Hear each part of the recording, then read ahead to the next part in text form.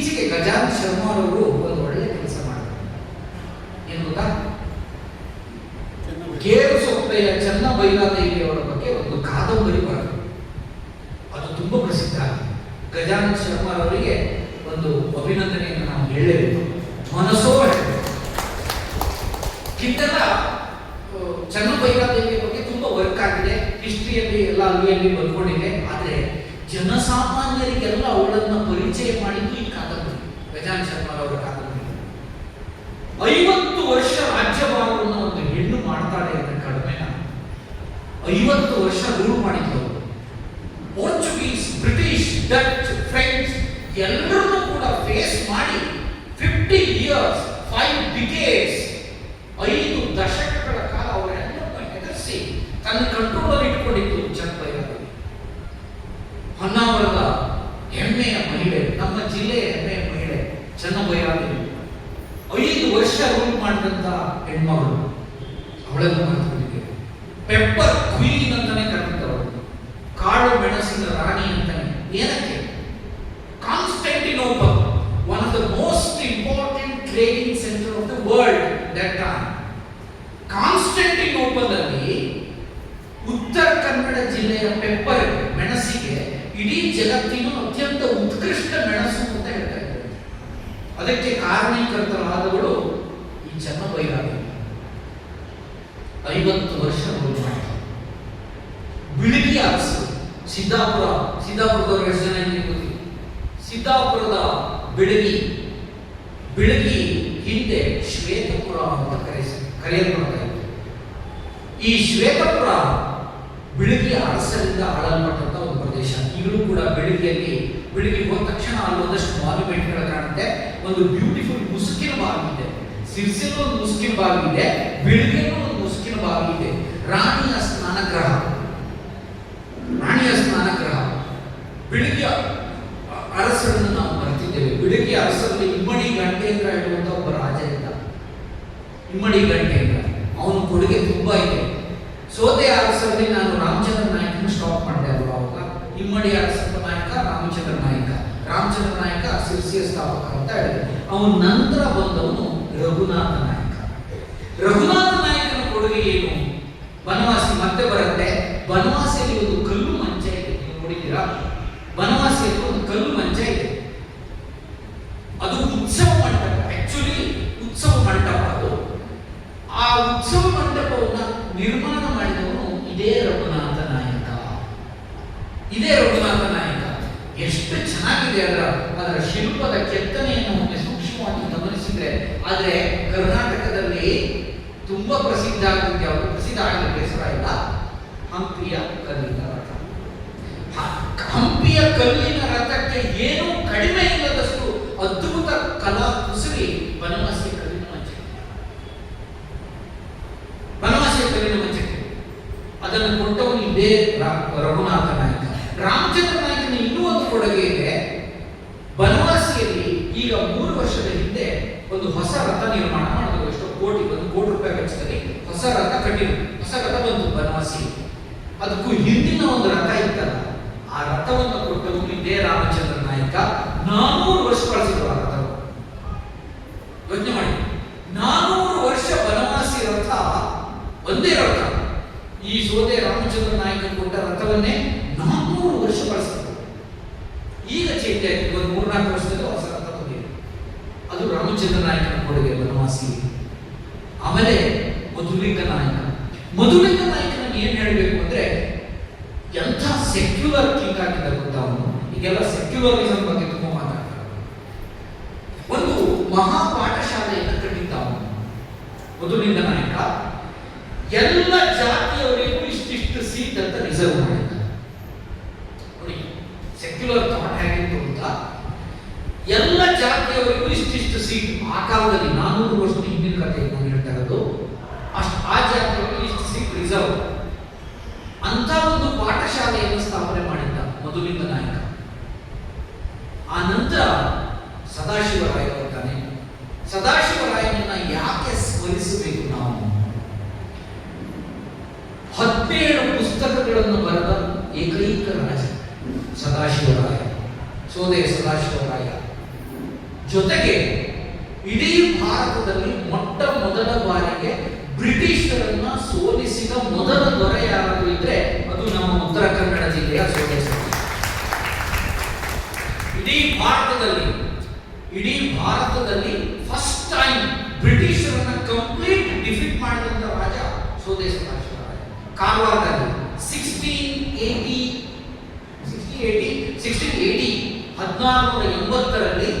ಮೊಟ್ಟ ಮೊದಲ ಬಾರಿಗೆ ಕಾರವಾರದಲ್ಲಿ ಬ್ರಿಟಿಷರನ್ನ ಕಂಪ್ಲೀಟ್ ಆಗಿ ಡಿಫೀಟ್ ಮಾಡಿ ಅವರನ್ನು ಓಡಿಸಿದ್ದಾರೆ.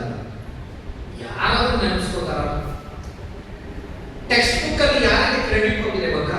ಫ್ಯಾಕ್ಟ್ ಹೇಳ್ಕೊಡ್ತೀನಿ. ಟೆಕ್ಸ್ಟ್ ಬುಕ್ ಅಲ್ಲಿ ಮಕ್ಕಳು ಓದೋ ಟೆಕ್ಸ್ಟ್ ಬುಕ್ ಅಲ್ಲಿ, ಹಿಸ್ಟ್ರಿ ಟೆಕ್ಸ್ಟ್ ಬುಕ್ ಅಲ್ಲಿ ಈ ಕ್ರೆಡಿಟ್ ಅನ್ನ ಹೈದರಲ್ಲಿ ಕೊಟ್ಟಿದ್ದಾರೆ.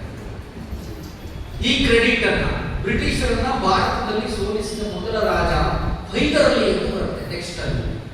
ನಾನು ಎಲ್ಲ ಕಡೆ ಹೇಳ್ತಾ ಇದ್ದೇನೆ, ಹೋದಲ್ಲಿ ಬಂದಲ್ಲಿ ಎಲ್ಲ ಹೇಳ್ತಾ ಇದ್ದೇನೆ. ಹೈದರಲ್ಲಿ ಅಲ್ಲ, ಸೋಮೇಶ್ವರ ಸದಾಶಿವರಾಯ ವಿತ್ ರೆಕಾರ್ಡ್ ಕೊಡ್ತೀನಿ. ಹೈದರಲ್ಲಿ ಟೈಮ್ ಯಾವುದು? 1763. ಸೋಮೇಶ್ವರ ಸದಾಶಿವರಾಯ ಟೈಮ್ ಯಾವುದು? 1680. ಎಷ್ಟು ವರ್ಷ ಮೊದಲಾಯಿತು?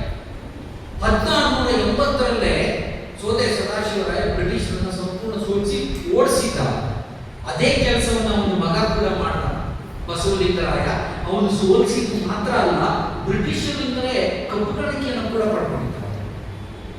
ಬ್ರಿಟಿಷರೇ ಸ್ವತಃ ನಾವು ಸೋತಪ್ಪ ಅಂತ ಕಪ್ಪುಗಾಣಿಕೆ ತಂದುಕೊಟ್ಟಿದ್ದು ಬಸವಲಿಂಗರಾಯ.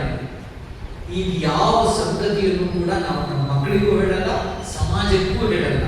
ನಾವು ಸೋತ ಸಂಗತಿಯನ್ನು ವೈಭವೀಕರಿಸ್ತಾ ಇರ್ತೇವೆ. ನಮ್ಮ ದುರದೃಷ್ಟ ಸೋತ ಸಂಗತಿಯನ್ನು ವೈಭವೀಕರಿಸ್ತಾ ಇರೋದು, ಗೆದ್ದ ಸಂಗತಿಯನ್ನು ತಿರಸ್ಕರಿಸ್ತಾ ಇರೋದು. ಇದು ನಮ್ಮ ರೂಢಿಯಾಗಿದೆ, ನಮ್ಮ ಚಹಳೆಯಾಗಿದೆ. ಇದು ಬದಲಾಗಬೇಕು. ಸ್ವರ್ಣವಲ್ಲಿ ಮಠದಲ್ಲಿ ಒಂದು ಶಾಸನ ಇದೆ. ಎಷ್ಟು ಜನ ಸ್ವರ್ಣವಲ್ಲಿ ಮಠ ನೋಡಿದ್ರು ಗೊತ್ತಿಲ್ಲ, ಎಲ್ಲರೂ ಆಲ್ಮೋಸ್ಟ್ ನೋಡಿದ್ರಿ. ನರಸಿಂಹ ದೇವಾಲಯದ ಗುಡಿಯ ಬಲಭಾಗದಲ್ಲಿ ಈಗಲೂ ಒಂದು ಕಲ್ಲಿನ ಒಂದು ಶಾಸನ ಇದೆ. ಎಂಥ ಶಾಸನ ಗೊತ್ತಾದೋ? ಸರ್ವಜ್ಞ ಸರಸ್ವತಿಗಳು 1670 ಸಂದರ್ಭದಲ್ಲಿ ಭಕ್ತರ ಒಳಿತಿಗಾಗಿ ಕಾಶಿಯಿಂದ ವಿಶ್ವಪತಿ ಭಟ್ಟರನ್ನು ಕರೆಯಿಸಿ ಮಹಾಯಜ್ಞವೊಂದನ್ನು ಮಾಡಿಸಿದರು. ಇದು ಏನನ್ನ ಹೇಳುತ್ತೆ ಅಂತಂದ್ರೆ, ಸ್ವರ್ಣವಲ್ಲಿ ಮಠ ಮೊದಲಿನಿಂದಲೂ ತಪಸ್ಸು ಕೇಂದ್ರೀಕೃತವಾಗಿತ್ತು. ಪ್ರಜೆಗಳಿಗೋಸ್ಕರ, ಭಕ್ತರಿಗೋಸ್ಕರ, ಭಕ್ತರ ಒಳಿತಿಗೋಸ್ಕರವೇ ಸದಾ ಚಿಂತನೆ ಮಾಡ್ತಾ ಇರುವ ಮನಸ್ಥಿತಿ ಮಠದ್ದಾಗಿತ್ತು. ಶಾಸನದಲ್ಲಿದೆ.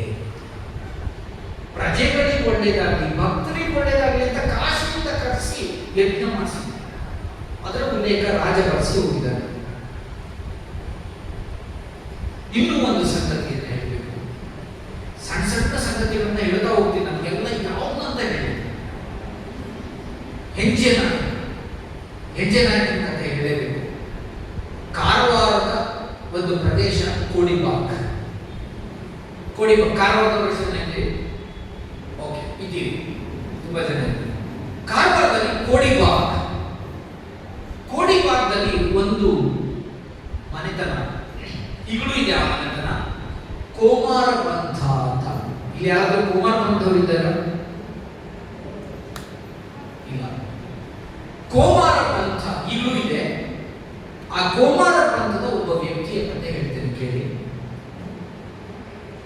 ಜನ ಮರೆತರು ಮನ ಮರೆಯದ ಹೆಜ್ಜೆ ನಾಯಕ ಅಂತ ನಾನೊಂದು ಲೇಖನ ಮಾಡಿದೆ. ಈಗೊಂದು 10 ವರ್ಷ ಹಿಂದೆ. ಜನ ಮರೆತರು ಮನ ಮರೆಯದ ಹೆಜ್ಜೆ ನಾಯಕ. ಅಲ್ಲಿಂದ ಹೆಜ್ಜೆ ನಾಯಕನಿಗೆ ಒಂದು ಪ್ರಸಿದ್ಧತೆ ಬಂತು. ಅವನ ಕಥೆ ನಮ್ಮ ಉತ್ತರ ಕನ್ನಡ ಜಿಲ್ಲೆಯ ಒಬ್ಬ ಮರೆತು ಹೋದ ಮಹಾನಾಯಕನ ಕಥೆ ಹೇಳ್ತೀನಿ ಕೇಳಿ. ಸೋದೆಯ ಸಾಮ್ರಾಜ್ಯದಲ್ಲಿ ಸೈನಿಕನಾಗಿ ಕೆಲಸ ಸೇರ್ಕೊಳ್ತಾನೆ. ಸೈನಿಕನಾಗಿ ಒಬ್ಬ ಸಾಮಾನ್ಯ ಸೋಲ್ಜರ್ ಆಗಿ ಸೇರ್ಕೊಳ್ತಾನೆ. ಹೈದರಲ್ಲಿ ಸೋದೆಯ ಮೇಲೆ ಅಟ್ಯಾಕ್ ಮಾಡ್ತಾನೆ. 1763 ಸೋದೆ ಸೈನ್ಯ ಸಂಪೂರ್ಣ ಸೋತೋಯ್ತು. ಫುಜಿತ್ ಖಾನ್ ಹೇಳುವಂತ ಒಬ್ಬ ಕಮಾಂಡರ್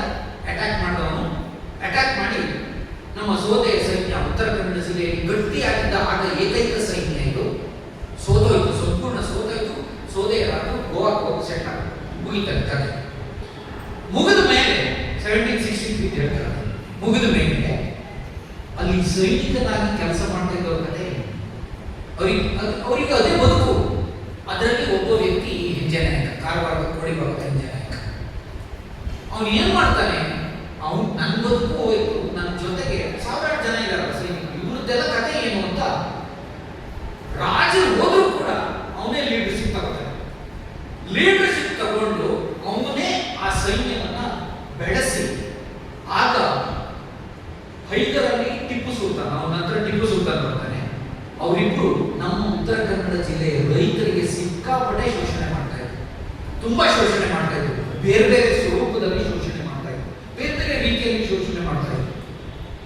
ಇವನು ರೈತರ ಜೀವಧ್ವನಿಯಾಗಿ ನಿಂತ್ಕೋತಾನೆ. ನೀವೇನು ಹೆದರಬೇಡಿ, ನಮ್ಮ ಸೈನ್ಯವನ್ನು ನಾನಿದ್ದೇನೆ ಅಂತ ಇವನು ನಿಂತ್ಕೋತಾನೆ. ಕುಮಾರಪಂತನ ಹೆಜ್ಜೆ ನಾಯಕ ನಿಂತ್ಕೋತಾನೆ. ಟಿಪ್ಪು ಸುಲ್ತಾನ್ ಸೈನಿಕರಿಗೂ ಇವನ ಸೈನಿಕರಿಗೂ 2-3 ಸಲ ಹೋರಾಟ ಆಗುತ್ತೆ. ಅಫ್ಕೋರ್ಸ್ ಇವನು ಸೋಲೇಬೇಕಲ್ವ. ಎಲ್ಲಿಯ ಟಿಪ್ಪು ಸುಲ್ತಾನ್ ಆರ್ಮಿ, ಎಲ್ಲಿಯ ಹೆಜ್ಜೆ ನಾಯಕ, ಒಂದು 3-4 ಸಾವಿರ ಆರ್ಮಿ ಸೋತ. ಆದ್ರೆ ಶರಣಾಗಲಿಲ್ಲ. ಸೋಲೋದು ಬೇರೆ, ಶರಣಾಗುವುದು ಬೇರೆ. ಇವನು ಸೋತಿದ್ದ, ಶರಣಾಗಲಿಲ್ಲ, ಹೋರಾಟವನ್ನು ಮುಂದುವರಿಸಿದ್ದ. ಟಿಪ್ಪು ಸುಲ್ತಾನ್ಗೆ ಹೆಡ್ಡೇಕ್ ಆದ ಈ ಹೆಜ್ಜೆ ನಾಯಕ. ಏನಪ್ಪ ಇವನು 2-3 ಸಲ ಅಟ್ಯಾಕ್ ಆದ್ರೂ ಕೂಡ ಇವನು ಹಿಂದೆ ಸರಿತಾ ಇಲ್ಲ, ರಿವೋಲ್ಟ್ ಮಾಡ್ತಾನೆ ಇದ್ದ. ಉತ್ತರ ಕನ್ನಡವನ್ನ ಕಂಪ್ಲೀಟ್ ಆಗಿ ನಮ್ಮ ಹತ್ರ ಆಕ್ಯುಪೈ ಮಾಡ್ಕೊಳ್ಳಿಕ್ಕೆ ಆಗ್ತಾ ಇಲ್ಲ. ಟಿಪ್ಪು ಸುಲ್ತಾನ್ ಚಿಂತೆಗೆ ಬಿದ್ದ. ಆಗ ಟಿಪ್ಪು ಸುಲ್ತಾನ್ ಮಾಡಿದ ಒಂದು ಘಟನೆ ಹೇಳಬೇಕು. ನಾವೆಲ್ಲ ಟಿಪ್ಪು ಸುಲ್ತಾನ್ನ ಹೀರೋ, ಮೈಸೂರು ಹುಲಿ, ಹಾಗೆ ಹೀಗೆ ಹೇಳ್ತೀವಲ್ಲ. ಟಿಪ್ಪು ಸುಲ್ತಾನ್ ಮಾಡಿದ ಒಂದು ಹೇಳಿ ಕೆಲಸ ಇರ್ತೈತೆ, ಹೇಳಿ ಕೆಲಸ. ಈ ಹೆಜ್ಜೆ ನಾಯಕನಿಗೆ 2 ಜನ ಗಂಡುಮಕ್ಕಳಿದ್ರು. 2 ಜನ ಗಂಡುಮಕ್ಕಳನ್ನ ಕಿಡ್ನಾಪ್ ಮಾಡಿ ಮೈಸೂರಿಗೆ ಕರ್ಕೊಂಡು ಹೋಗ್ತಾನೆ. ಈ ಮೈಸೂರು ಹುಲಿ ಮಾಡಿದ ಕೆಲಸ. 2 ಮಕ್ಕಳನ್ನ ಕಿಡ್ನಾಪ್ ಮಾಡಿ ಮೈಸೂರಿಗೆ ಕರ್ಕೊಂಡು ಹೋಗಿ, ನೀನು ರಿವೋಲ್ಟ್ ಇಂದ ಹಿಂದೆ ಬರಬೇಕು, ಉತ್ತರ ಕನ್ನಡ ಜಿಲ್ಲೆಯ ರಿವೋಲ್ಟ್ ಇಂದ ನೀವು ಹಿಂದೆ ಬರಬೇಕು, ಅದರ್ವೈಸ್ 2 ಮಕ್ಕಳನ್ನ ನಾನು ಸಾಯಿಸ್ತೇನೆ. ಬ್ಲ್ಯಾಕ್ ಮೇಲ್. ಆಗ ಹೆಜ್ಜೆ ನಾಯಕ ಹೇಳಿದ ಮಾತು, ನೀನು ನನ್ನ 2 ಮಕ್ಕಳನ್ನ ಕೊಂದರೂ ಸರಿ, ನಾನು ನನ್ನ ನೆಲಕ್ಕೋಸ್ಕರ ತ್ಯಾಗ ಮಾಡಲಿಕ್ಕೆ ಸಿದ್ಧ ಇದ್ದೇನೆ. ಮಕ್ಕಳನ್ನ 2 ಮಕ್ಕಳನ್ನ ಕಳ್ಕೊಳ್ತಾನೆ. 2 ಮಕ್ಕಳನ್ನು ಕಳ್ಕೊಳ್ತಾನೆ ಹೆಜ್ಜೆ ನಾಯಕ. ಯಾರಿಗೆ ಗೊತ್ತು ಹೆಜ್ಜೆ ನಾಯಕನ ಈ ಶೌರ್ಯ? ಉತ್ತರ ಕನ್ನಡ ಜಿಲ್ಲೆಯ ಈ ಸಾಹಸಿ ಮಾಡಿದ ಸಾಹಸ ಯಾರ ಮನಸ್ಸಿನಲ್ಲಿದೆ? ಈಗ ಕಾರವಾರದಲ್ಲಿ ಕನಿಷ್ಠ ಪಕ್ಷ ಒಂದು 2-3 ಕಡೆ ಅವನ ಪುತ್ಥಳಿ ನಿಂತುಕೊಂಡಿದೆ. ಇದು ಕೇಳ್ತಾರೆ ಅಭಿಮಾನ. ರವೀಂದ್ರನಾಥ್ ಟಾಗೋರ್ ಬೀಚಲ್ಲಿ, ಈಗಲೂ ಕಾರವಾರದ ರವೀಂದ್ರನಾಥ್ ಟಾಗೋರ್ ಬೀಚಲ್ಲಿ ಅವನ ಪುತ್ಥಳಿ ಇದೆ. 2011ರಲ್ಲಿ ಮೊಟ್ಟ ಮೊದಲ ಪುತ್ಥಳಿ. ನನ್ನ ಸೌಭಾಗ್ಯ ಈ ವಿಷಯವನ್ನು ಹೊರಗೆ ತಂದಿದ್ದಕ್ಕೇನೋ ಗೊತ್ತಿಲ್ಲ, ಆ ಪುತ್ಥಳಿಯ ಅನಾವರಣವನ್ನು ನನ್ನ ಕೈಲೇ ಮಾಡಿಸಿದ್ರು. ನನ್ನ ಸೌಭಾಗ್ಯ, ಹೆಜ್ಜೆ ನಾಯಕನ ಪುತ್ಥಳಿಯನ್ನ ಅನಾವರಣಗೊಳಿಸುವಂತಹ ಒಂದು ಆ ಸೌಭಾಗ್ಯ ನನ್ನ ಪಾಲಿಗೆ ಬಂತು. ಸಾರ್ಥಕ ಅನಿಸ್ಬೋದು ನನಗೆ ಜೀವನ. ನಿಜವಾಗೂ ಮರೆತು ಹೋಗಿದ್ದ ಒಬ್ಬ ಮಹಾನ್ ನಾಯಕನಿಗೆ ಜೀವ ಕೊಟ್ಟನಲ್ಲ ಹೇಳುವ ಸಾರ್ಥಕ ಭಾವನೆ ನನಗೆ ಬಂದಿದೆ. ಅದು ಶಾಶ್ವತವಾಗಿ ಇರುತ್ತೆ ಕೂಡ, ಶಾಶ್ವತವಾಗಿ ಇರುತ್ತೆ ಕೂಡ. ಇಂತಹ ಅನೇಕ ನಾಯಕರ ನೆಲೆಬೇರು ನಮ್ಮ ಉತ್ತರ ಕನ್ನಡ. ಒಬ್ಬರಿಬ್ಬರದಲ್ಲ, ಸರಿಯಾಗಿ 1 ಗಂಟೆ ಆಗಿದೆ. ನೀವು ಯಾರು ಏನು ಹೇಳ್ತಾ ಇರಲ್ಲ, ರಾಜ್ಯದಲ್ಲಿ ಕಂಟಿನ್ಯೂ ಆಗ್ತಾ ಇದೆ. ಸೊ ಇಂಥ ಅನೇಕ ಜನರ ಸಾಹಸಿಗಳ ನೆಲೆಬೀಡು ನಮ್ಮ ಉತ್ತರ ಕನ್ನಡ ಜಿಲ್ಲೆ. ಇಂತಹ ಉತ್ತರ ಕನ್ನಡ ಜಿಲ್ಲೆಯ ಇತಿಹಾಸದ ಕಣಜದಲ್ಲಿ ಅದೆಷ್ಟೋ ಸಾಹಸಿಗಳಾಗಿದ್ದಾರೆ. ಅದೆಷ್ಟೋ ಸಾಹಸಿಗಳು, ಒಬ್ಬರಿಬ್ಬರಲ್ಲ, ಅದೆಷ್ಟೋ ಸಾಹಸಿಗಳಾಗಿದ್ದಾರೆ. ಸ್ವಾತಂತ್ರ್ಯ ಹೋರಾಟ ಅಂತ ಬಂದ್ರೆ ಇನ್ನೊಂದು ಕೂಟನೇ ತಗೊಳುತ್ತೆ, ಅದು ಇನ್ನೊಂದು ಟರ್ಮ್ ತಗೊಂಡ್ಬಿಡುತ್ತೆ. History of freedom struggle. ಭಾರತದ ಸ್ವಾತಂತ್ರ್ಯ ಹೋರಾಟದಲ್ಲಿ what was the role of Uttara Kannada? Uttara Kannada ಜಿಲ್ಲೆಯ ಪಾತ್ರ ಏನು? ಅದ್ಭುತ ಪಾತ್ರ ಇದೆ. ಎಷ್ಟು ಜನರು ಬಲಿಯಾಗಿದ್ದಾರೆ ಅಂತ ಸ್ವಾತಂತ್ರ್ಯಕ್ಕೋಸ್ಕರ ಸತ್ತವರ ಸಂಖ್ಯೆ ಎಷ್ಟು? ಒಬ್ಬರಿಬ್ಬರಲ್ಲ. ಸಿದ್ದಾಪುರದಲ್ಲಿ ಒಂದು ಘಟನೆ ನಡೆದಿತ್ತು ಸ್ವಾತಂತ್ರ್ಯ ಹೋರಾಟ, ಬಹಳ ಕ್ಯೂರಿಯಸ್.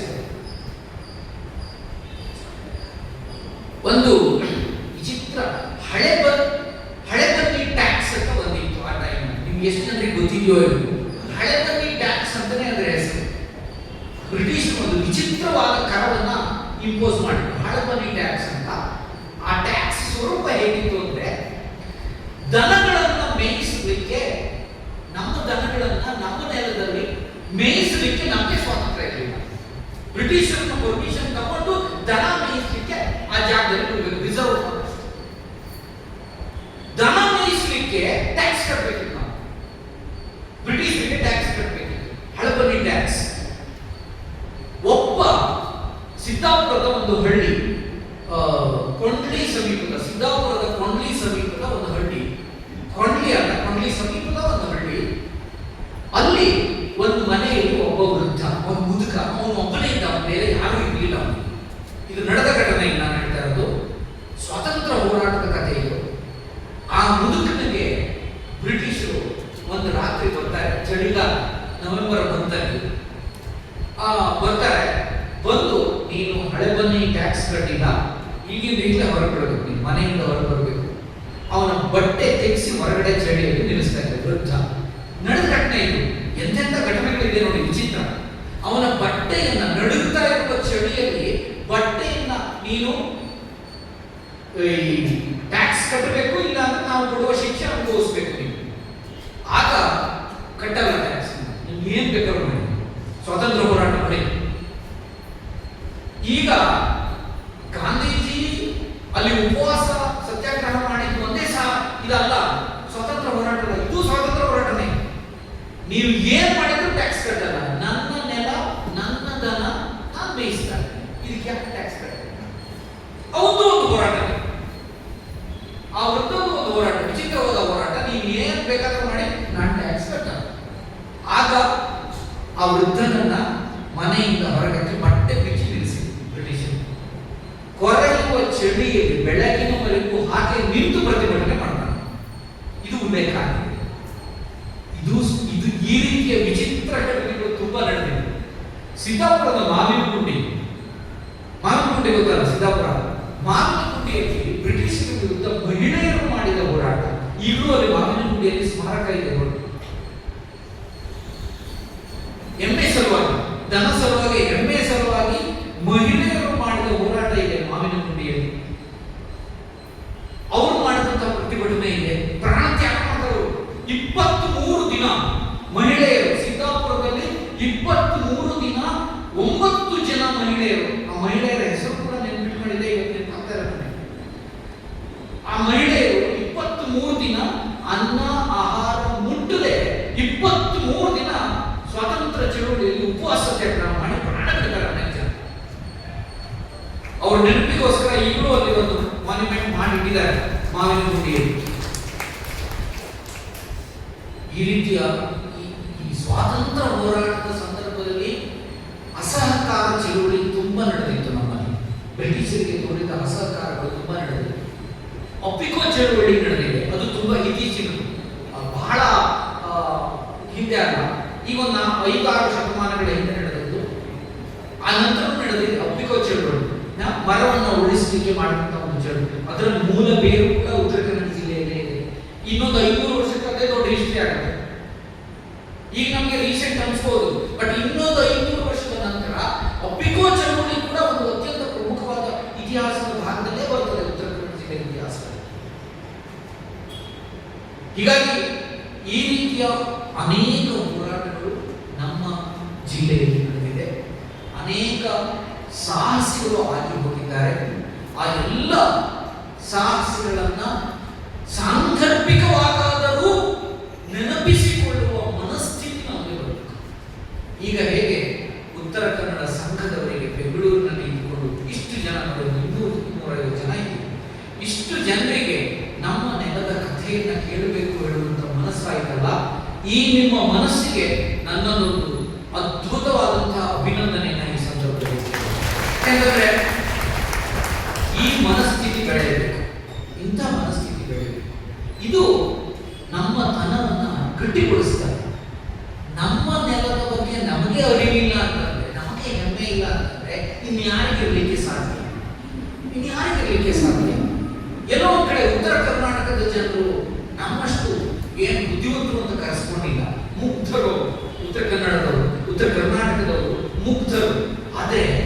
ಅವರಿಗಿರುವ ಈ ಐತಿಹಾಸಿಕ ಅಭಿಮಾನ ಇದೆಯಲ್ಲ ಅದನ್ನ ನಂಬೋದಕ್ಕೆ ಸಾಧ್ಯ ಇಲ್ಲ.